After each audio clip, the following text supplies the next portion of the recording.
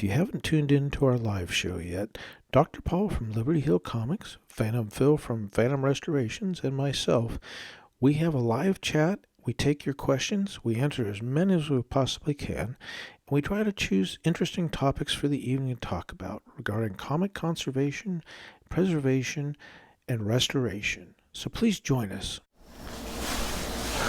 Okay, we are back with our comic. We never cleaned the interior wraps. We decided against that. With the glued pages and the de-acidification, it's a beautiful book. The colors are great. The colors of the pages are wonderful. There's nothing to complain about here. So what we're going to go ahead and do is get the staple folded in.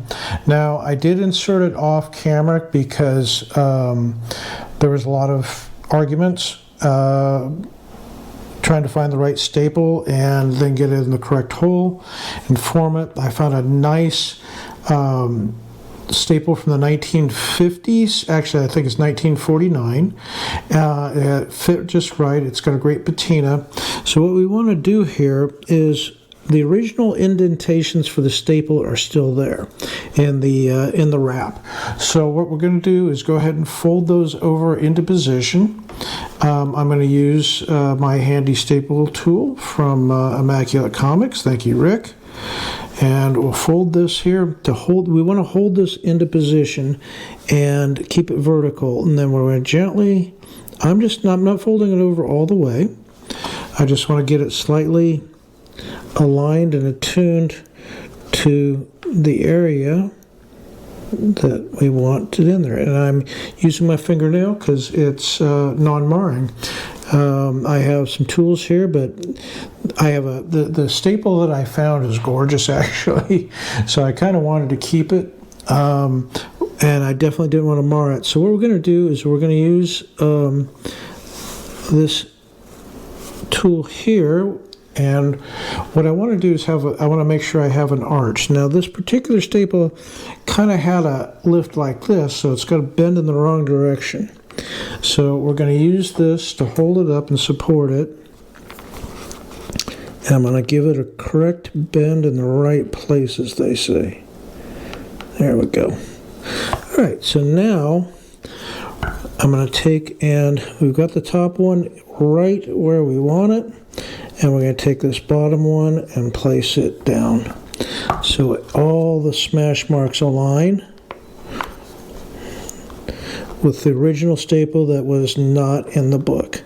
So these are slightly off canter. They match up with the holes here. So when we press this book, I'm actually going to do something that I don't like to do. And we normally put a board here. I'm going to press it just like it was pressed at the factory. That'll make sure all these marks go right into the opposite page, and it should be fine. So let's take a look at our handiwork. So I'm very pleased with this cover. It came out beautiful. It's nice and white. Not bone white, but whiter than it was. It had that yellow tint to it. All of this is clean. The interior still has some tan to it, so it matches up nicely. All in all, I'm pleased. So what we're going to do, I'll look at this up close. There's a few things that could be dry cleaned, but I think we will disturb the cover a little bit too much. We got this nice 1-inch tear. We're going to take what we take with the grade on this book. And so we are going to go for the illustrious blue label with all the tears and everything. But I think this is a gorgeous book. I think it shows very well. So we'll humidify it a little bit more. We'll give it its final pressing. And double check it, and then off to CGC.